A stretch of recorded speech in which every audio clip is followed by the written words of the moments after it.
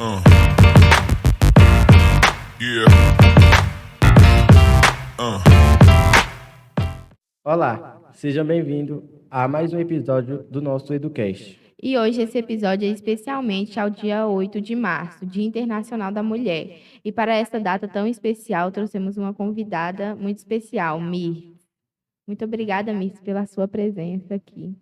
Bom dia, eu que agradeço o convite, sinto honrada em estar aqui hoje, representando, né, as mulheres nessa data tão importante, que é o Dia Internacional das Mulheres. Então, muito obrigada a vocês pelo convite. Nós agradecemos sua presença. Mir, bom dia. Nos fale um pouco sobre sua trajetória profissional. Bom, para eu falar sobre a minha trajetória profissional, vou retomar um tempo na minha vida. Por eu ter casado muito cedo, né? Eu casei com 16 anos.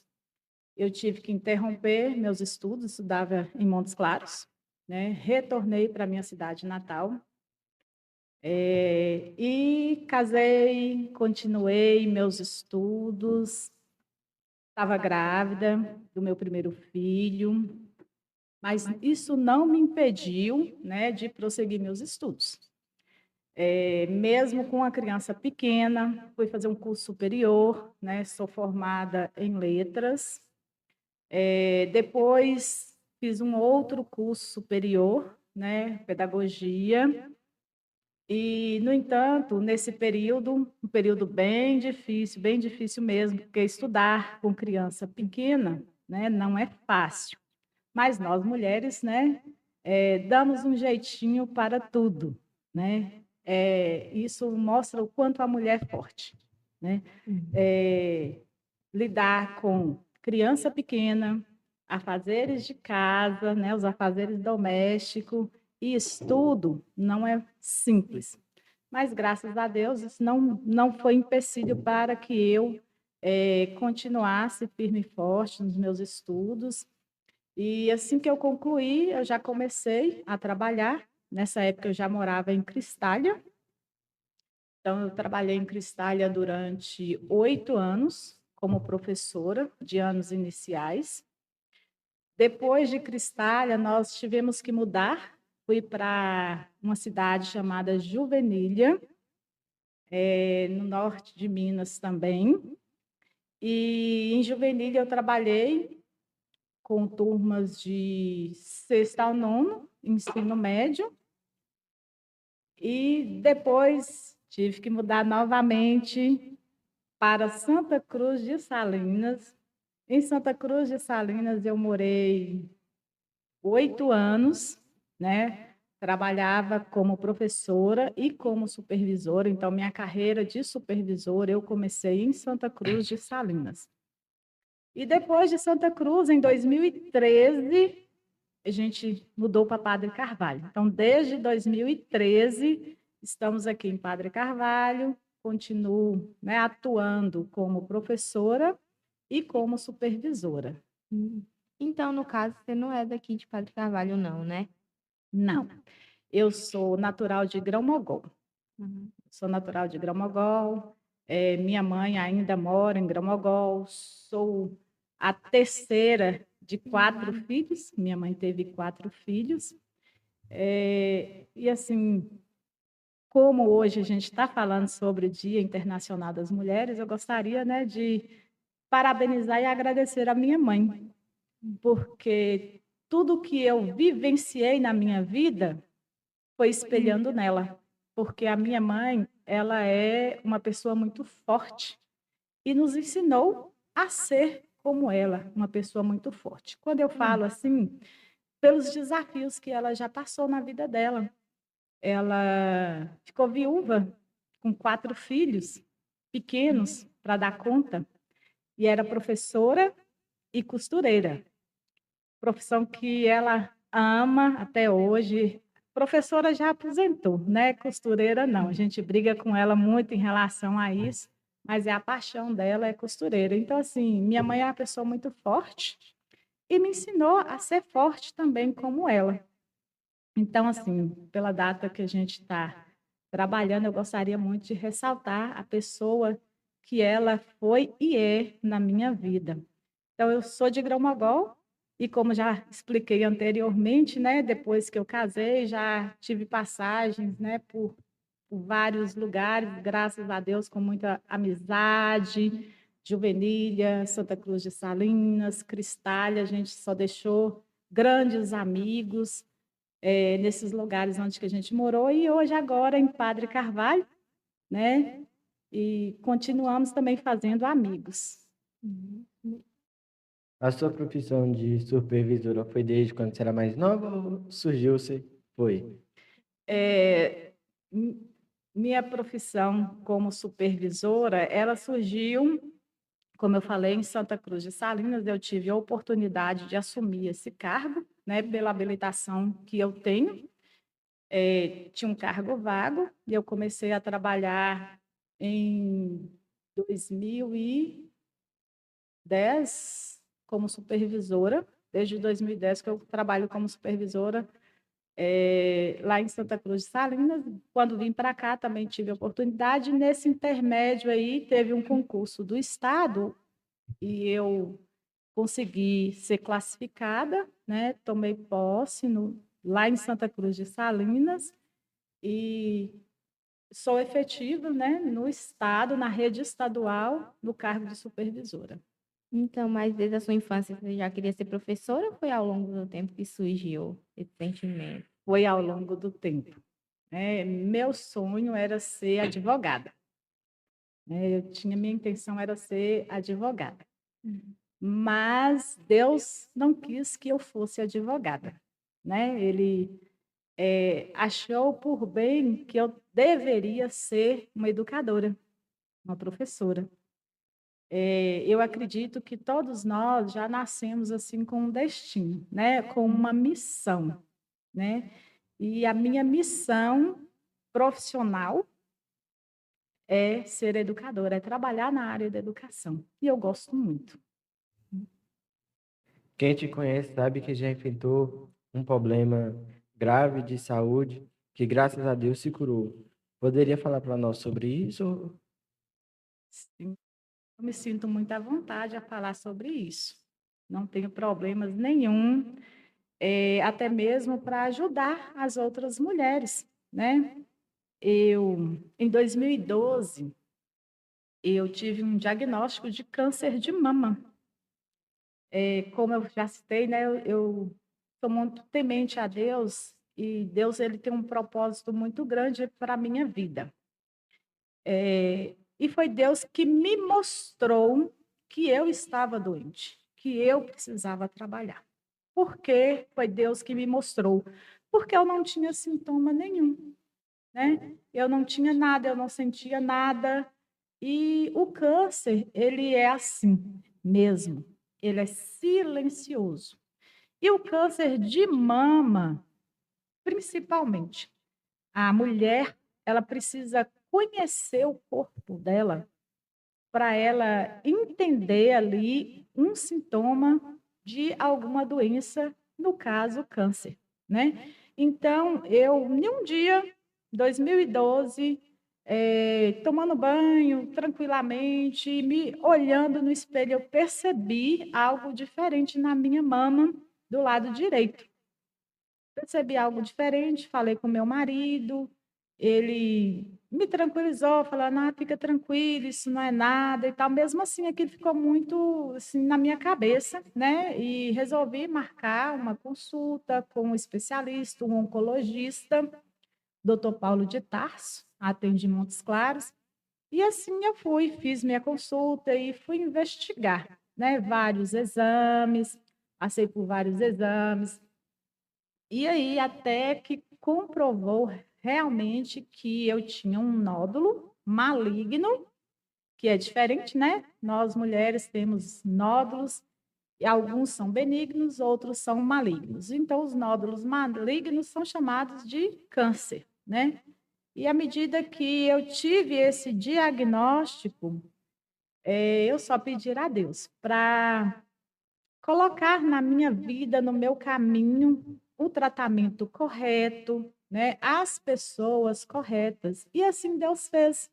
Ele colocou anjos na minha vida durante todo o meu tratamento.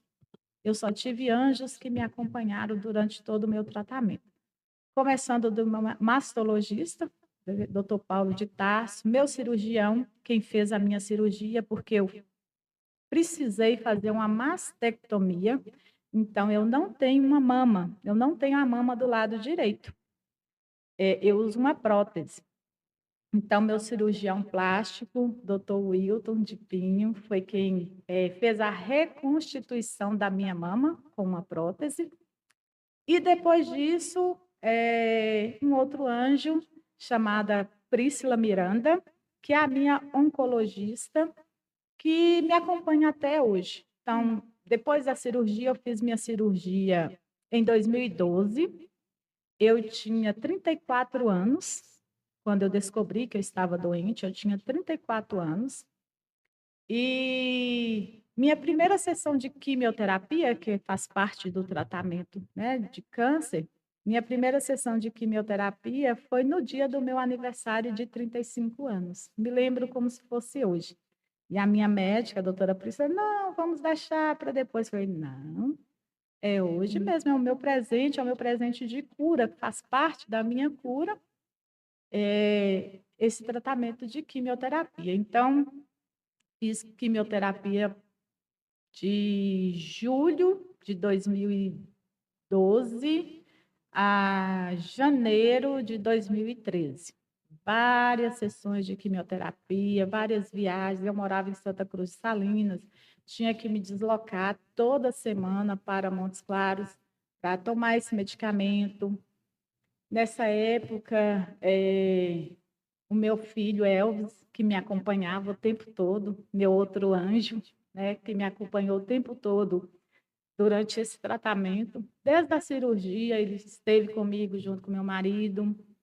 E nas sessões de química, ele fazia questão de estar lá presente, sentado o tempo todo do meu lado, meu anjo. E depois que finalizou a químio, eu fiz rádio, né, durante o mês de fevereiro todinho, fiz radioterapia. A sessão de rádio, ela é diariamente, né? E finalizando a rádio, a gente vai para os controles, né? Primeiro mensalmente, à medida que vai passando o tempo, a cada 3 meses, e hoje eu faço controle a cada 6 meses, porque é assim, quem teve câncer precisa se cuidar para o resto da vida, né? A gente não pode descuidar em momento algum. E, assim, adentrando esse assunto, eu gostaria de deixar um recado, né, para todas as mulheres que conheçam o seu corpo, os sinais que o corpo apresenta. Né? Estou falando de câncer de mama, mas existem vários outros cânceres. Então, assim, principalmente de mama, a mulher ela precisa conhecer a sua mama, porque qualquer coisa diferente na mama é um sinal de alerta para as mulheres, né? Para procurar um mastologista, que é a pessoa, né? O médico indicado para um diagnóstico preciso.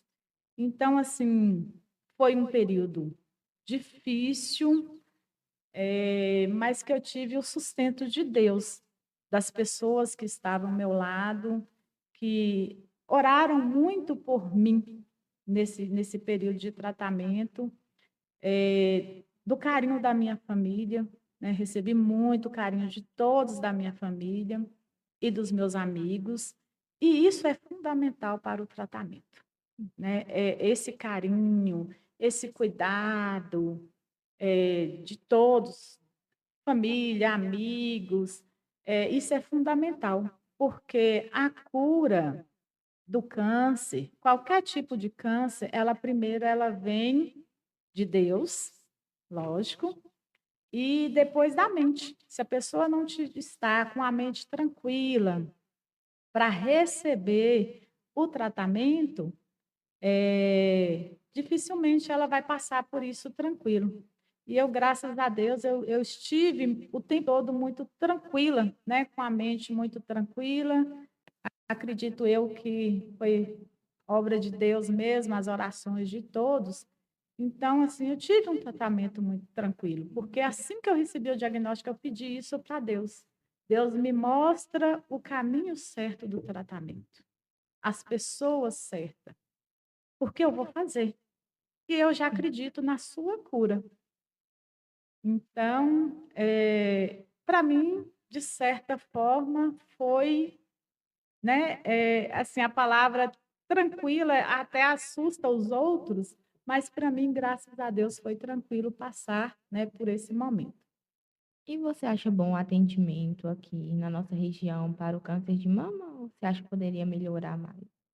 Não só aqui na nossa região, mas no Brasil inteiro, há de se repensar, né, nesse tratamento, não só o câncer de mama, mas todos os outros cânceres, né? Hoje em dia, o Brasil ele está aí com um índice, né, de câncer bem elevado e o tratamento pelo SUS ele é bem complexo, né? Demanda de muitas situações. Então, às vezes, a pessoa ela recebe um diagnóstico, ela precisa começar imediatamente com o seu tratamento, e pelo SUS é complicado. Nem sempre a gente consegue essa rapidez em conseguir um exame, de conseguir uma consulta, de conseguir a vaga para fazer quimioterapia, para fazer radioterapia. Aí a radioterapia chega lá para fazer, o equipamento está quebrado, aí você interrompe o seu tratamento. Então, assim, é uma questão que precisa ser muito trabalhada, muito olhada pelos governantes, né? Não só do nosso município de Padre Carvalho, mas no Brasil em geral. Então, assim, precisa ter um olhar maior voltado, né, para isso, para esse tipo de acompanhamento, de tratamento com as pessoas que têm essa doença. E sua família, ela lidou muito bem com essa doença que chegou assim do nada ou eles ficaram tranquilos e te dando apoio? Assim, o primeiro impacto, né, não é de tranquilidade. A gente percebe, né, a preocupação de todos. No dia que eu recebi meu diagnóstico, quando eu cheguei na porta do consultório, quem eu encontrei? Minha mãe. Ela simplesmente saiu de Gramagogo, foi para Montes Claros sem falar nada comigo, e eu tinha saído de Santa Cruz de Salinas.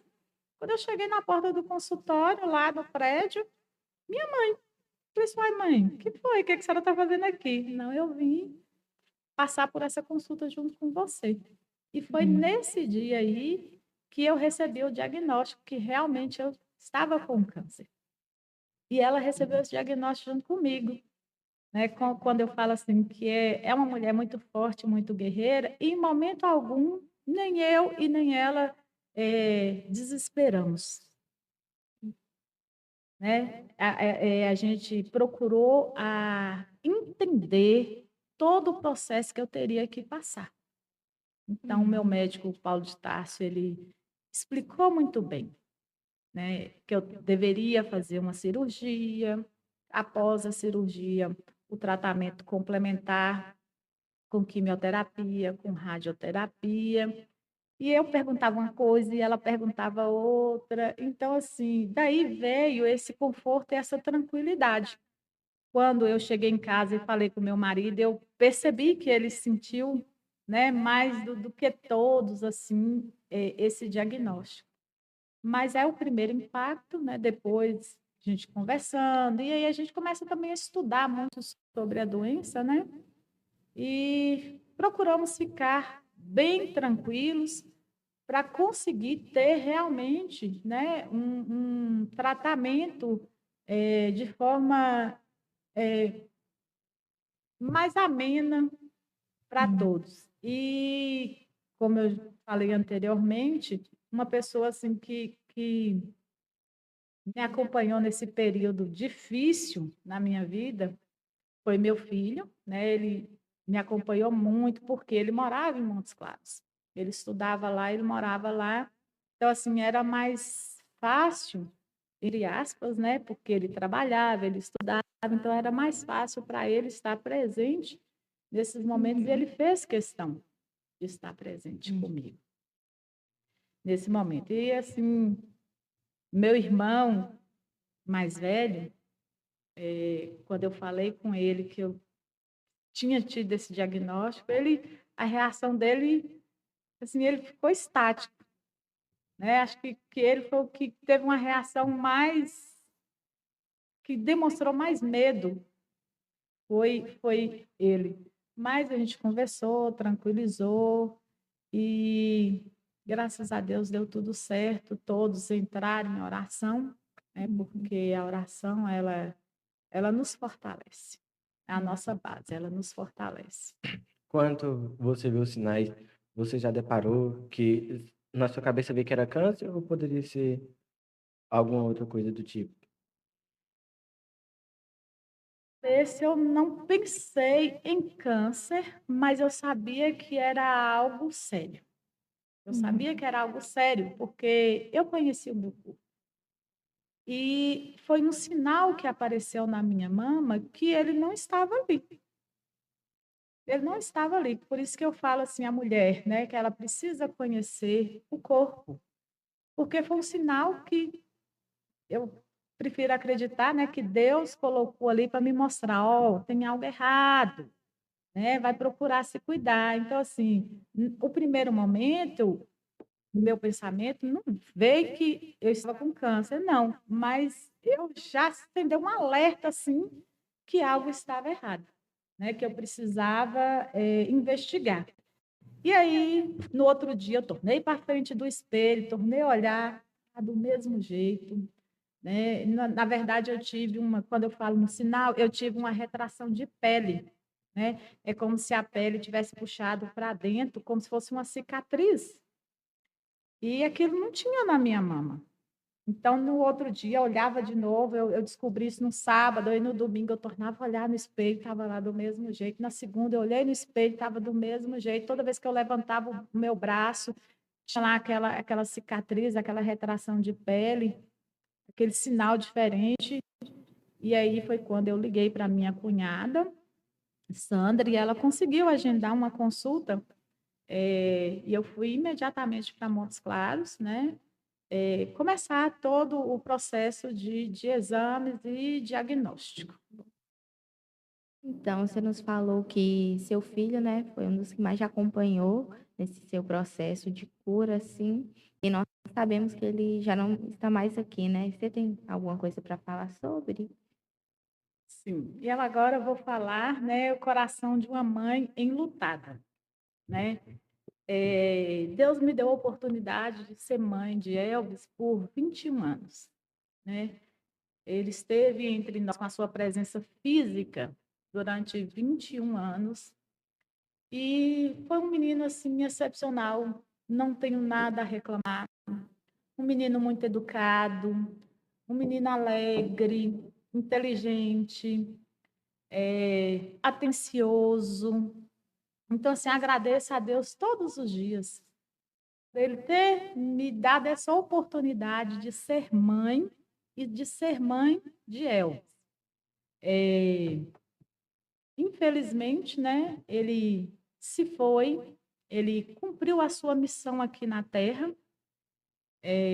Hoje eu sei que ele está no céu ao lado de Deus, ele tem o seu descanso eterno e merecido, e a saudade permanece, né? O sofrimento, ele permanece. Não vou falar com vocês que eu não sofro, porque eu estaria mentindo, né? Eu sofro todos os dias, mas eu sofro com a tranquilidade de que o que eu pude fazer por ele, eu fiz, né? A educação, né? As oportunidades. Então, o que eu pude fazer por ele, eu procurei fazer. E fato é que ele era um menino muito alegre. né? Ele era um menino muito alegre. E, assim, falar com mãe lutada nesse dia internacional da mulher é falar sobre força, é falar sobre fé. Porque só quem perdeu um filho sabe o tanto que é difícil, o tanto que é doído, mas é falar de fé. Eu sou católica e eu acredito muito em Maria, em Nossa Senhora. E em todas as passagens bíblicas, Maria não se desesperou ao ver o seu filho sendo açoitado, recebendo uma coroa de espinhos, sendo apedrejado, cuspido. E Maria acompanhou tudo aquilo. E em momento algum, na Bíblia fala que ela se desesperou, que ela sabia que o filho dela teria que passar por isso. Ela viu seu filho sendo pregado na cruz e ela não se desesperou. Ela ficou aos pés dele, rezando, orando o tempo todo. Então, assim, quando eu perdi meu filho, eu procurei muito espelhar na vida dela, de Maria. Eu procurei não me desesperar com a situação. Eu fiquei 16 dias junto com meu marido, acompanhando ele no CTI, porque ele ficou 16 dias internado no CTI. E foi 16 dias que de muita oração de todos. E isso me fez entender que Elvis ele teve uma passagem, né, tranquila. A morte dele não foi o fato ocorrido, não foi tranquilo, né? Mas esses 16 dias de muita oração me fez entender que ele pôde ter uma passagem, né, tranquila, e me fez também entender, né, que Maria ela não se desesperou ao perder o seu filho da forma que foi também, e que eu também não precisava me desesperar. Então, assim, eu tenho comigo, né, eu carrego comigo isso, porque eu não sou a primeira mãe a perder um filho, e não vou ser a última mãe a perder um filho. Então, isso me acalenta, me sustenta pensar dessa forma, né? A saudade continua, a falta continua, tem dias que a gente está mais para baixo, né? Mas tudo é obra de Deus, né? Ele cumpriu a missão dele aqui na terra, a missão dele agora é outra, é um anjo que continua me acompanhando, acompanha o pai dele e acompanha a irmã dele, né? Porque eu estou falando de Els, mas eu também tenho uma outra menina, né? Maítes, que mora em Montes Claros, né? Está estudando, forma esse ano, graças a Deus, forma esse ano. E é uma menina também muito forte, uma menina muito forte, que, assim como ele, acompanhou e passou por tudo isso também muito tranquila, né? Porque somos uma família que reza bastante, ora bastante, e Deus tem me permitido, nos permitido a passar por essas provações de forma tranquila, porque Deus fala assim, Ele não vai te dar uma carga, um peso que você não consiga carregar, né, sozinho. Então, assim, tem períodos que a gente fraqueja, que a gente sente mais, mas a gente vai superando. Uhum. Você já imaginou que ele podia estar passando algum problema, ansiedade? Eu me pergunto isso todos os dias, né? Se ele passando por algum problema de ansiedade, algum quadro de depressão, eu e o pai dele, a família, a gente não conseguiu perceber. A gente não conseguiu perceber. E às vezes eu penso nisso, assim, será se eu falhei com ele nesse ponto? Porque, assim, todas as vezes que eu estava com ele, era um menino muito alegre, muito sorridente, contava como estava a vida lá em Montes Claros, de estudante, de uma pessoa, um adolescente que trabalhava, que estudava, que cuidava de casa, da casa, dos afazeres da casa. Então, assim, se ele teve esse quadro de ansiedade, de depressão, infelizmente eu não percebi, né? Porque se tivesse percebido, pode ser que algo teria sido diferente ou não, né? O destino nosso nas mãos de Deus, e se Deus quis que ele se fosse naquele dia, naquele período, assim seja feita a vontade dele. A sua reação quando soube da notícia que seu filho tinha ido, qual foi a sua reação? Na verdade, Elvis, ele sofreu um acidente, foi no período de carnaval, primeiro dia de carnaval em 2015. Ele foi para Grão e lá no meio da festa lá, ele foi para a casa da minha mãe. A minha mãe não estava em casa, a minha mãe estava em Montes Claros e ele cometeu um ato contra ele mesmo, né? Que a gente chama hoje de suicídio, né?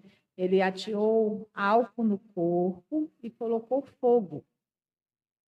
E desse momento eu não estava em Gromogol, eu estava próximo numa fazenda, né, do tio de meu marido, do tio de Rony, e a gente recebeu essa notícia às mais ou menos 3 horas da manhã, lá nessa fazenda, que Elvis tinha sofrido um acidente e que já tinha sido encaminhado para Montes Claros. E a gente, né, entrou no carro e foi para Montes Claros. E ao chegar em Montes Claros, a gente chegou antes da ambulância que estava levando ele, então a gente viu ele saindo de dentro da ambulância numa situação muito crítica. E aí começou aquela luta, né? Acompanhamos ele durante 16 dias, como eu falei, na UTI, ele lutando para viver, e nós lutando, querendo que ele, né, ficasse vivo. Então, era todos os dias recebendo boletim lá no CTI, hoje está bom, hoje não passou bem, hoje teve uma melhora, hoje não, hoje teve febre. Então, assim, foram 16 dias para que nós nos preparássemos para receber a notícia, né, de que ele havia partido. E eu me lembro, foi no dia 1º de março de 2015, quando a gente foi receber o boletim daquele dia, e nós chegamos lá no hospital, no CTI, fomos fazer a visita, como, né, estava sendo de costume ali dos 16 dias, e eu percebi, no momento que eu entrei no quarto da CTI, lá do CTI, eu percebi que algo estava diferente com ele, né? Lá no quarto, lá eu percebi que algo estava diferente, e me veio uma vontade muito grande mesmo, de entregar de coração mesmo meu filho, né, para Maria. Então, eu fiz a minha oração junto com ele e entreguei. Falei: toma, Maria, toma, mãe, porque a partir de agora ele é seu. Ele não me pertence mais. Ele é seu. Porque eu, no fundo do meu coração, me pediu para que eu fizesse isso. E da mesma forma foi o pai dele. Eu saí, o pai dele entrou, fez a oração também, percebeu que algo não estava, né, normal igual aos outros dias, e retornamos para a sala de espera. E quando o médico veio conversar com a gente, o médico deu a notícia: olha, Elvis não passou muito bem, ele teve falência já dos órgãos, e assim, para a medicina não temos mais o que fazer. E aí a gente já tinha ali aquela certeza, né, que ele não conseguiria mais sobreviver, né? E o médico ainda falou: se vocês quiserem voltar para a sala, lá para o quarto da UTI, e aguardar, né, ele falecer, vocês estão autorizados. Isso me doeu muito. Eu olhei para o meu marido e falei assim: eu não quero. E meu marido, né, Rony, da mesma forma, falou assim: também não. E a gente entrou no carro e na metade do caminho de volta para casa, né, a gente recebeu a ligação do hospital, informando que ele tinha acabado de falecer. Não foi fácil, né? Não foi fácil. Não é fácil. Não é fácil para mãe nenhuma, para mulher nenhuma. Não é fácil receber essa notícia, apesar de esperar por ela, sem querer esperar. Não sei se dá para vocês entenderem, né? Porque, assim, foi 16 dias pedindo para que ele ficasse, né, permanecesse entre nós, mais 16 dias que correntes de oração de todos os lugares por onde a gente passou, e eu aproveito esse momento para agradecer, né, todos que oraram por nós, porque foi isso que nos sustentou durante esse período todo. Então, quando você me pergunta assim, foi fácil receber a notícia ela foi vindo aos poucos, foi acompanhando essa notícia aos poucos, pelo quadro clínico que a gente, né, encontrava todos os dias ali durante esses 16 dias. Até chegar no dia, o médico falar assim, ó, infelizmente o seu filho se foi, né, ele partiu. De certa forma, a gente já estava com o coração ali meio que preparado para receber essa notícia. Nesses 16 dias ele chegou a conversar com vocês? Não, não, ele já chegou da ambulância sedado e entubado. Então, eu não tive, nem eu, nem o pai dele, nós não tivemos oportunidade, né, de conversar nada com ele sobre o que aconteceu. Então, assim, isso não importa mais para a gente, porque nada vai trazê-lo de volta, nada vai explicar, né? Não existe um motivo para o que aconteceu, né? É a missão dele, Deus quis que fosse dessa forma, e eu prefiro pensar dessa forma também, para não postergar um sofrimento, né? Porque nada vai trazer ele de volta, né? Então, se não tive a oportunidade de conversar para perguntar o que que foi, por que que fez isso, por que aconteceu, e acredito eu que Deus quis que fosse assim, né? Para que não ficássemos sabendo de algo que nos machucasse ainda mais. E você tem algum recado para as mães, mulheres, assim, que você quer deixar? Sim, eu gostaria, né, de deixar para as mulheres um recado nesse Dia Internacional das Mulheres, que sejam firme, forte na fé, porque toda a minha trajetória de vida, o que me sustentou e o que me sustenta até hoje é a fé, é a oração, é Deus. Então, para todas as mulheres que hoje se encontram em uma situação difícil, uma situação complicada, que seja de doença, que seja com filho em casa, filhos depressivos, filhos com crise de ansiedade, falta de emprego, que se apeguem a Deus, né? A oração, muita oração, porque Deus é o sustento, é o que nos mantém vivo, firme e forte.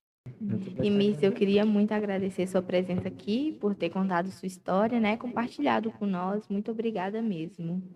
Eu que agradeço novamente, né, o convite e quero também deixar aí para os alunos, né, para acessar as redes sociais da escola, para acompanhar o podcast da escola. E mais uma vez, muito obrigada pela oportunidade de estar aqui com vocês. Nós que agradecemos. Com isso, estamos encerrando mais um episódio do EduCast. Se quiser seguir, entra em contato no Instagram e eu